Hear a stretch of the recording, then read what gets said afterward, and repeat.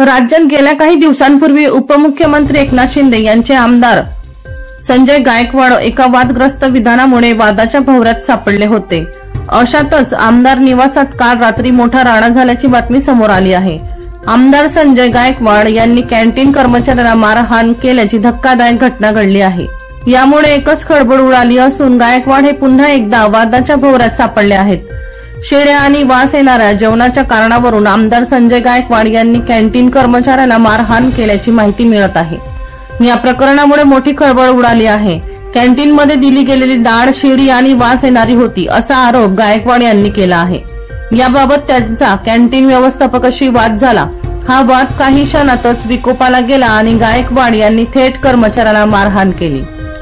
संपादक शेखर सोनवणे यांचा report, police round, Nashik.